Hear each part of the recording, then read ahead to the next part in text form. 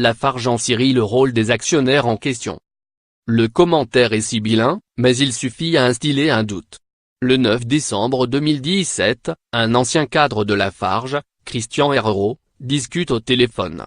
Mis en examen la veille pour financement du terrorisme, l'ex-directeur général en charge du Moyen-Orient a été placé sur écoute. Il s'offusque d'un entretien accordé quelques jours plus tôt au Figaro par le président du conseil d'administration de Lafarge Holcim, né en 2015 de la fusion avec le groupe suisse, dédouanant l'ancien PDG Bruno Lafont de toute responsabilité dans le naufrage syrien. Non, mais c'est parce que ça se rapproche d'eux, interprète son interlocuteur. Plus on admet la faute en haut, plus ils vont être menacés. Donc il faut qu'ils la tiennent plus bas possible. Moins oui voilà, répond Herreau.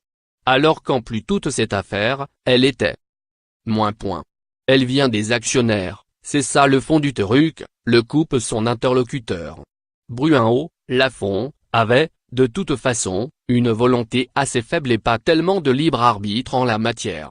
Il a fait ce qu'on lui a dit, maintenant ils essayent de le protéger. Depuis l'ouverture de l'enquête sur des soupçons de financement de groupes terroristes par Lafarge en Syrie, 7 cadres du cimentier, dont le PDG Bruno Lafont, ont été mis en examen.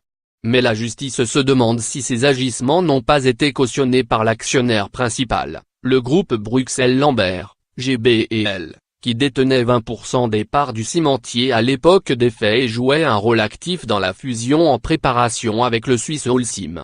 Un soupçon entretenu par ce commentaire peu amène sur le libre arbitre tout relatif de l'ancien PDG.